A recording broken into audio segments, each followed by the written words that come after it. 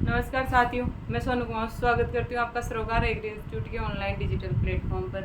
अगर आप इस चैनल पर नए हैं तो चैनल को सब्सक्राइब करें, बेल आइकन को प्रेस करें ताकि आने वाली क्लासों की नोटिफिकेशन आपको मिल सके। हम पढ़ रहे हैं बीएससी एग्रीकल्चर के जो सेकेंड ईयर का फर्स्ट सेमेस्टर है, उसका सब्जेक्ट एक हॉर्टिकल्चर। हॉर्टिकल्चर में हम वेजिटेबल्स पढ़ रहे हैं। आज अपन पढ़ेंगे गाजर, कैरेट के बारे में। तो गाजर का जो बोटेनिकल नेम वो हो जाएगा अपने डाकस कैरोटा, और फैमिली हो जाएगी इसकी अम्बेलिफेरी, और इसमें क्रोमोसोम नंबर हो जाएंगे 2n बराबर 18। ओरिजिन प्लेस हो जाएगा इसका अफगानिस्तान। फल का प्रकार हो जाएगा अपने सीजोकार्प। खाने योग्य भाग हो जाएगा जड़। पुष्पक्रम हो जाएगा अम्बेल, और पोलिनेशन हो जाएगा अपने क्रॉस पोलिनेशन। देखते हैं अपन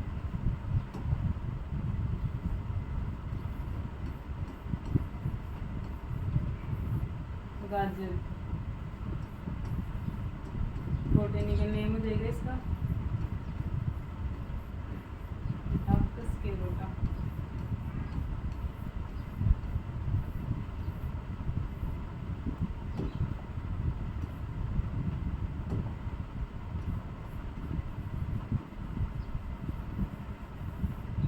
फैमिली हो जाएगी इसकी अम्बेलिफेरी।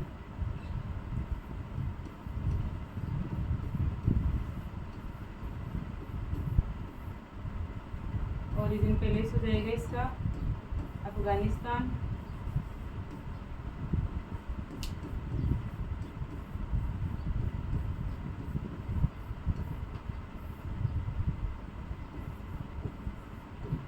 ओरिजिन प्लेस हो जाएगा इसका अफगानिस्तान, और उसमें क्रोमोसोम नंबर हो जाएंगे 2n बराबर 18 या तो देखते हैं। फर्स्ट अपना गाजर का जो बोटेनिकल नेम हो जाएगा डाकस कैरोटा।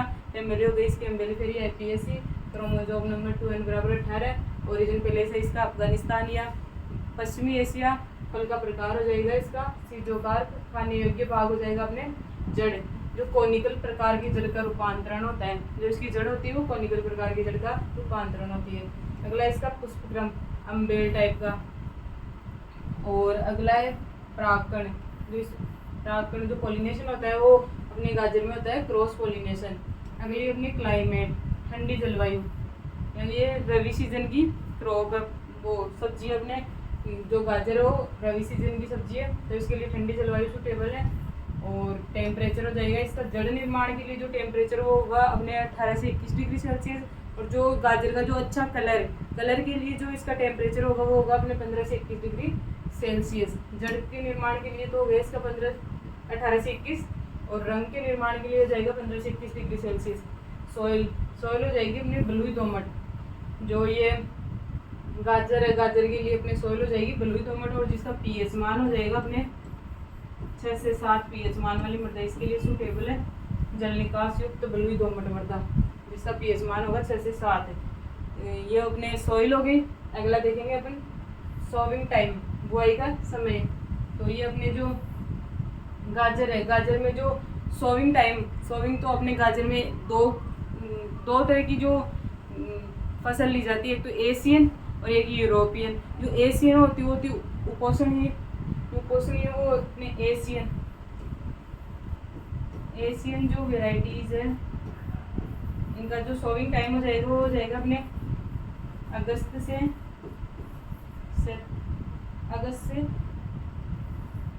अक्टूबर तक। ये हो जाएगा अपने अगस्त से अक्टूबर। और अगला जो अपने शीतोष्ण या पीली, जो ये अपना उपोषणीय या जो एशियन जो वेराइटीज है उनका जो रंग होता है वो तो होता है लाल। और जो शीतोष्ण या जो यूरोपियन जो अपनी वेराइटीज है यूरोपियन, इनका रंग होता है पीला।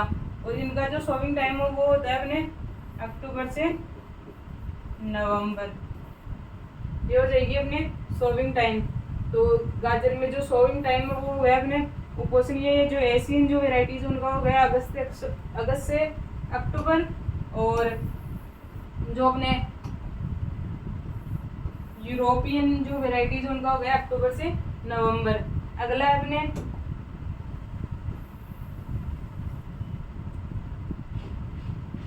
तत्व, जो अपने गाजर में तत्व पाए जाते हैं। मुझे गाजर का जो लाल रंग है वो हो जाएगा अपने एंथोसाइनिन के कारण। जो गाजर में जो पीला रंग है वो हो जाएगा अपने ज़ैंथोफिल के कारण, और जो गाजर का जो नारंगी रंग होता है वो होता है अपने कैरोटीन के कारण। तो गाजर में देखेंगे अपन लाल रंग होता है वो अपने एंथोसाइनिन के कारण होता है, और गाजर सर्वाधिक विटामिन ए पाया जाता है गाजर के अंदर। और पीला रंग हो जाएगा उसका ज़ैंथोफिल के कारण, नारंगी रंग हो जाएगा अपने कैरोटीन के कारण।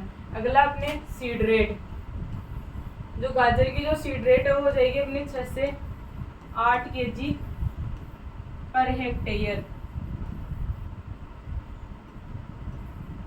गाजर की जो सीड रेट है वो जाएगी अपने 6 से 8 kg पर हेक्टेयर। और जो गाजर की अपन सोविंग करेंगे, सोविंग जो अपन करेंगे गाजर की, तो अपन करेंगे छोटी छोटी, मतलब छोटी छोटी क्यारियाँ बना लेंगे, समतल क्यारियाँ बना के, या तो समतल क्यारियाँ बना लेंगे छोटी छोटी, या तो उन पे करेंगे, या फिर करेंगे अपन 30 से 45 सेंटीमीटर की जो मेड़ बना के और उन पे करेंगे। इस प्रकार अपन जो सोविंग करेंगे गाजर की वो करेंगे छोटी छोटी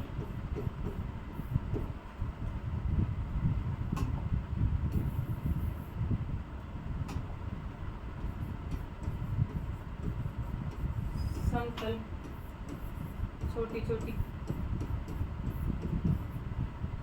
क्यारियाँ बनाकर,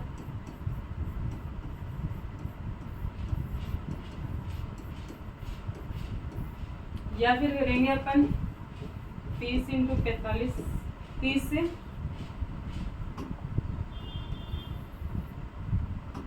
से 45 सेंटीमीटर आकार की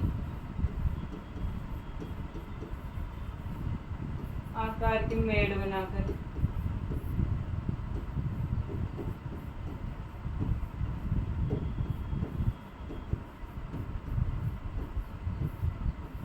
गाजर की जो अपन सोविंग करेंगे तो जो बीज अपन बोएंगे गाजर की वो बोएंगे या तो समतल छोटी छोटी क्यारियाँ बनाकर उन पे लगा देंगे, या फिर 30 से 45 सेंटीमीटर आकार की जो मेड़ बनाकर फिर उनके ऊपर अपन इसके बीज लगाएंगे। और अगला जो अपन जब बीज की जो बुआई करेंगे, तो जो बीज की जो अपन बुआई करेंगे तो बीजों को पहले बुआई के टाइम पे, बुआई जब अपन करेंगे तो 12 से 24 घंटे तक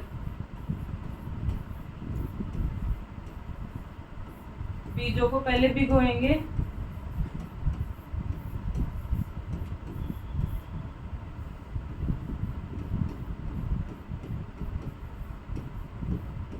और फिर बुआई करेंगे।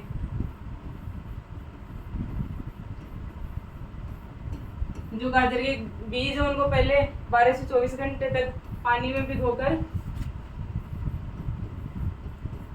12 से 24 घंटे पानी में भिगोकर फिर उसके बाद में उसकी बुआई करेंगे, जिससे अंकुरण अच्छा होगा। अगला अपने बीजों को 2 ग्राम पर लीटर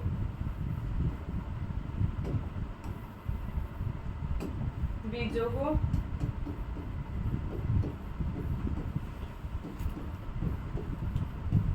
थायरम या केप्टान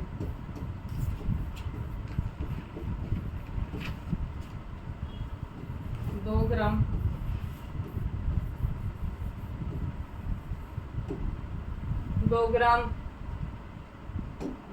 थायरम या केप्टान से बीजों को उपचारित करके और फिर उसके बाद में उसकी अपन बुआई करेंगे।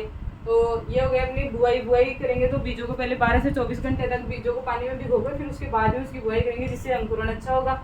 और बीजों को फफूंदनाशी से बचाए, मतलब उसको फफूंदनाशी से बचाने के लिए उस बीजों को थायरम या केप्टान से उपचारित करेंगे। अगला अपने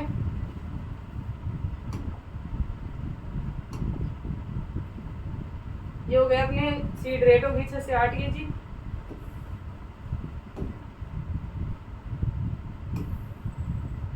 सीड रेट हो गई अपने 6 से 8 kg और इसमें बोने का तरीका बता दिया। अगला अपने दैहिक विकार, जो अपने गाजर है, गाजर के अंदर जो अपने दैहिक विकार लगते हैं, तो दैहिक विकार में अपने मेनली 3-4 जो दैहिक विकार लगते हैं अपने गाजर में। फर्स्ट हो जाएगा अपने फोर्किंग। जो फोर्किंग जो अपने दैहिक विकार लगता है वो लगता है अपने जो गाजर के अंदर अपन जो खाद देते हैं, खाद जो कच्ची खाद देंगे ना उसके कारण है। एक तो फोर्किंग, जिससे फोर्किंग का मतलब होता है जो अपने ये गाजर है, मेनली ये गाजर है, तो ये गाजर अपने ये यूँ सीधी जाके फिर नीचे से 2 भागों में बढ़ जाएगी। तो गाजर नीचे से उसके 2-3 मुंह निकल जाएंगे तो वो अपने होती है फोर्किंग। फोर्किंग अपने होती है जो गोबर वो कच्ची खाद देते हैं ना उसके कारण। फोर्किंग जो अपने हो जाएगी वो हो जाएगी कच्ची खाद के कारण। अगला अपने फल फटना। फल फटना वो हो जाएगा अपने बोरोन की कमी के कारण। अगला अपना केविटी स्पॉट जो दैहिक विकार है वो हो जाएगा अपने कैल्शियम की कमी के कारण और पोटेशियम और नाइट्रोजन की अधिकता के कारण। ये हो जाएंगे अपने इसके अंदर दैहिक विकार। तो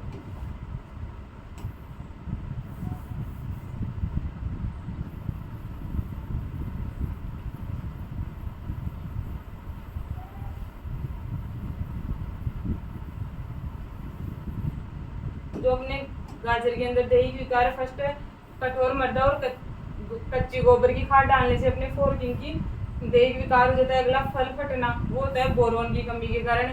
केविटी स्पॉट ये होता है अपने कैल्शियम की कमी के कारण और नाइट्रोजन व पोटेशियम की अधिकता के कारण।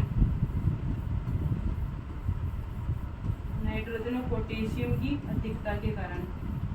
अगला अपने कड़वापन जो अपने ये गाजर के अंदर जो कड़वापन होता है वो होता है इथाइलिन की अधिकता के कारण।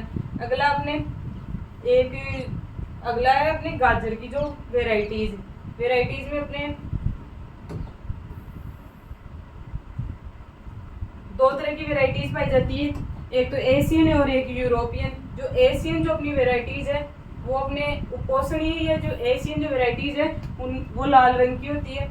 गाजर जो अपने को प्राप्त होगी वो लाल रंग की। तो वो लाल रंग जो उनमें होता है वो होता है अपने एंथोसाइनिन के कारण।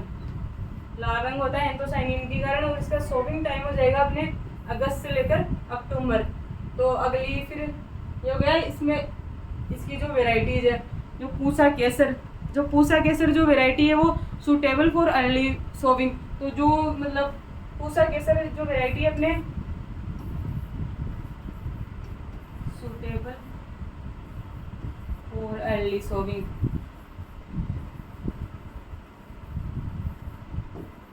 जो जल्दी बुआई के लिए अगेती बुआई के लिए अच्छी वैरायटी है अपनी पूसा केसर। अगली अपनी पूसा वसुधा और पूसा मेगाली जिसमें सर्वाधिक विटामिन ए पाया जाता है। अगली पूसा रुधिरा, पूसा आसिता जिसमें सर्वाधिक एंथोसाइनिन जो बैंगनी या काला रंग होता है। अगली अपनी हिसार गार्लिक, गोल्डन हार्ट और कश्मीरी ब्यूटी। ये हो जाएगी अपने उपोषणीय जो एशियन जो वेराइटीज है वो गाजर की। अगली अपनी शीतोष्णीय जो यूरोपियन जो वेराइटीज है जो शीतोष्णीय जो यूरोपियन जो वेराइटीज है वो होती है अपनी पीले कलर की और इनकी जो सोविंग टाइम हो जाएगा वो हो जाएगा अपने अक्टूबर से नवंबर। और जो इनका नारंगी है जो पीला रंग होता है वो होता है अपने कैरोटीन के कारण। अगला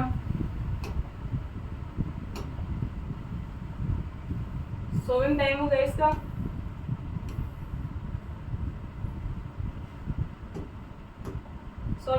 इसका अक्टूबर से नवंबर। और इसकी जो वेराइटीज है वो है अपने पूसा यमदागिनी, जेनो, नैंटेंस, अर्ली नैंटेंस ऑफ लॉन्ग, इम्परेटर और चेंटिनी जो अपने वेराइटी है वो अपने हो जाएगी प्रसंस्करण और डिब्बाबंदी के लिए। जो अपने कैनिंग और जो स्टोरेज के लिए जो सबसे अच्छी वेराइटी है वो अपने हो जाएगी चेंटिनी। अगली अपने पूसा यमदागिनी, पूसा नयन ज्योति, ये अपनी जो गाजर की जो वेराइटीज हो जाएगी।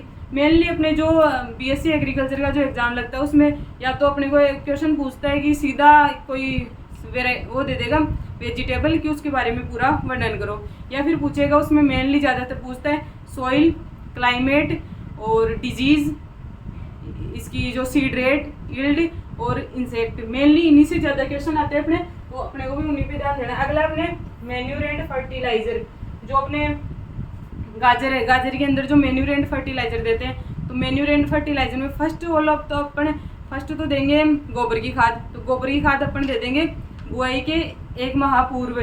तो गोबर की खाद पूर्णतः पकी हुई होनी चाहिए, मतलब कि कच्ची गोबर की खाद अपन देंगे तो उसमें वही फोर्किंग की जो समस्या है वो अपने को दिखाई देगी। तो गोबर की खाद जो देंगे अपन वो देंगे 20 से 25 टन पर हेक्टेयर।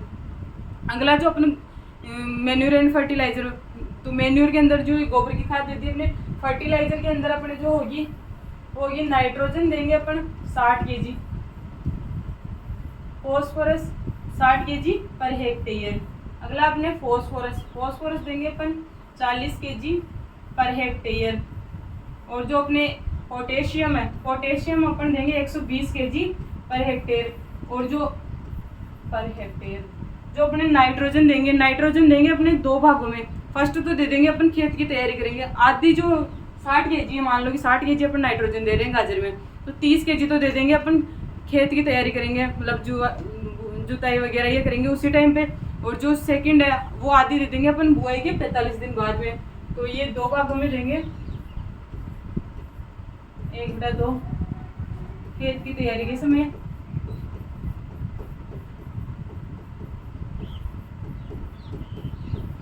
और जो आधी है वो दे देंगे अपन बुआई के 45 दिन बाद।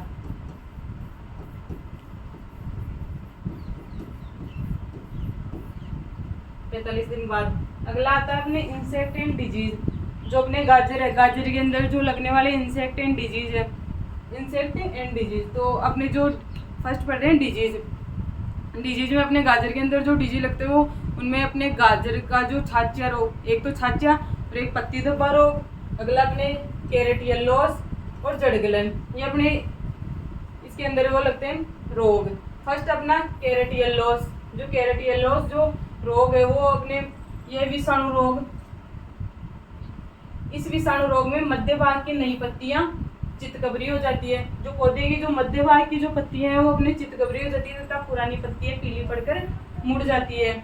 जड़ें आकार में छोटी रह जाती है, जो छोटी छोटी कई बार देखते हैं अपन की जो गाजर है, गाजर के अंदर अपने को अच्छी जो जड़ नहीं बन पाती, वो अपने कैरेट येलोस के कारण हो जाती है। तो छोटी जड़ें रह जाती है और उनका स्वाद कड़वा हो जाता है। बचाव के लिए रोगी पौधों को उखाड़ना तथा रोगवाहक कीटों को मारने के लिए अपन जो रसायन काम में लेंगे वो लेंगे 0.02% मेलाथियान का प्रयोग करके अपन इसको नियंत्रण कर सकते हैं। अगला अपने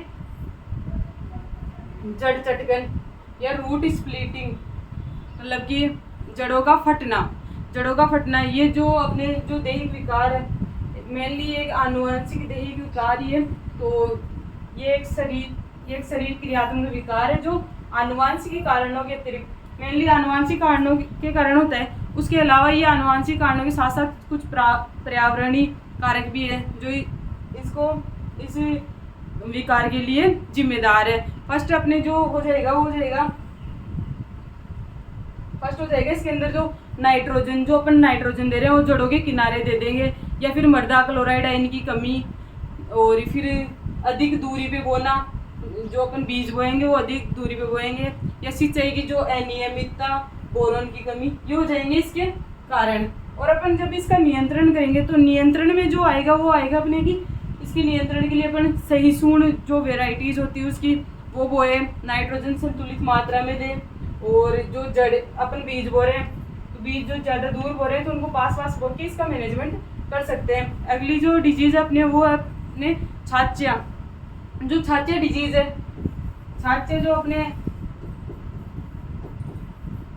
छाचिया जो डिजीज है गाजर में, तो छाचिया डिजीज के अंदर जो अपने गाजर में जो पत्तियों के ऊपर है ना सफेद चूर्ण या सफेद धब्बे दिखाई देने लग जाते हैं, तो अपन पता कर लेंगे उसमें छाचिया डिजीज है। तो छाचिया डिजीज के नियंत्रण के लिए अपन काम में लेंगे केराथेन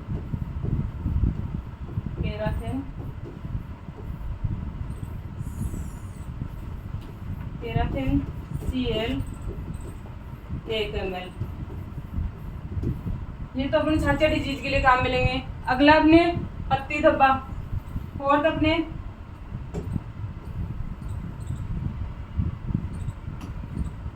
जो डिजीज होगा इसके अंदर वो हो जाएगा पत्ती धब्बा।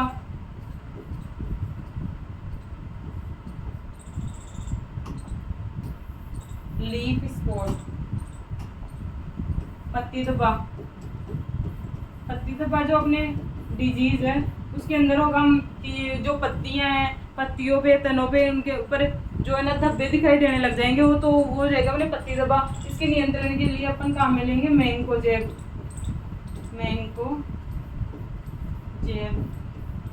2 ग्राम पर लीटर पानी में घोलकर और इसका छिड़काव कर देंगे। तो अपने जो गाजर है, गाजर के अंदर 4 डिजीज हो गई। तो फर्स्ट है अपने कैरेट येलोस, अगली अपने जड़ चटकन, ये अपने एक विकारी है, अगला छाछे रोग, और फोर्थ अपना पत्ती धब्बा रोग। ये अपने गाजर के रोग हो गए। इंसेक्ट, गाजर के अंदर कोई ज़्यादातर इंसेक्ट नुकसान नहीं पहुंचाते, तो गाजर में इंसेक्ट नहीं है।